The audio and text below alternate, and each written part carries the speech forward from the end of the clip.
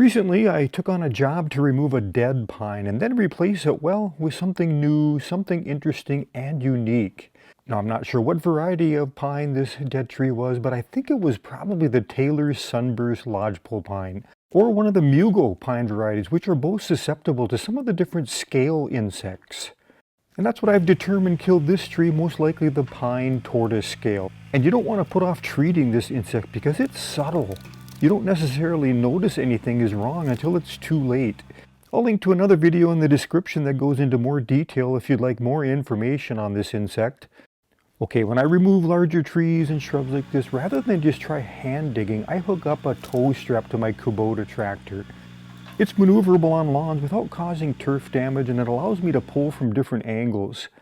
Now this small tractor, it's not going to be powerful enough to pull this tree out on its own, but it is strong enough to put tension on the main taproots, allowing the shovel to more easily cut through them. Now the type of shovel I use is also important if you're looking to get the job done more quickly and easily. Make sure you get one of these shovels with the sawtooth edge. It's a game changer for a job like this. I use the Radius brand called the Root Slayer, and they have a short and long handle model. The tension and pulling will expose the main roots more quickly, and as you cut the main lateral roots, you'll eventually expose those bottom tap roots that may have gone straight down. And they can be really difficult to get at if you're just hand digging. And once you've cut the majority of the main roots, then the tractor can finish the job and it'll pop right out.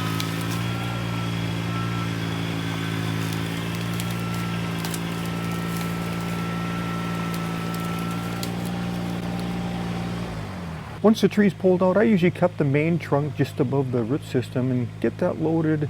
I used to use mainly gas chainsaws, but now that I'm rarely using chainsaws, I really like the electric ones. Plenty of power, and I don't have to worry about the stale fuel and starting problems. The replacement tree selected by the customer was this pulley weeping European weeping larch. On the tag you'll see here it was grown by Isley Nursery out of Oregon, one of my favorite sources for unique conifers. Make sure you check out their website, just so many different conifers to look at. Pulley is an elegant form of weeping larch that can be staked at whatever height you desire. And then it'll start weeping from the top like a lush green waterfall until it splashes upon the ground, becoming a dense ground cover.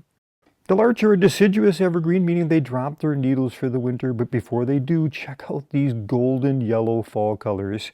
Here's a shorter European larch that I have growing in my gardens. The Horseman's recurved larch is a really interesting variety that has these contorted branches, making it interesting not only in the summer, but in the spring with these new buds opening, the golden yellow fall color, and the winter months with that unique branching structure and cones.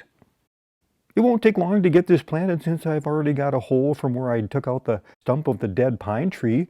I'll actually have to add some soil that I brought with me to finish the job. As with all trees, make sure you don't plant too deep, and that's especially the case with conifers.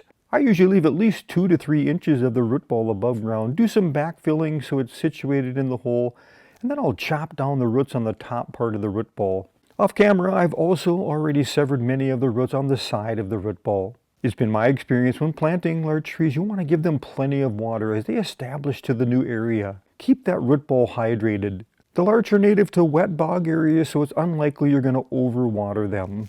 Many years ago when I planted my American larch, I'm pretty sure I allowed the root ball to dry out, and I had about 50% of the needles shed within the first month.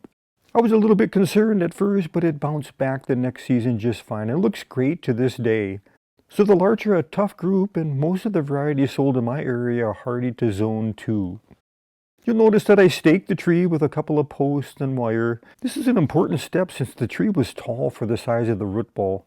Here's our tree about 5 months later, establishing well with those green needles just starting to fade and change color for the fall. That's it for now. Thanks for watching. I sure appreciate it. We'll see you again next video.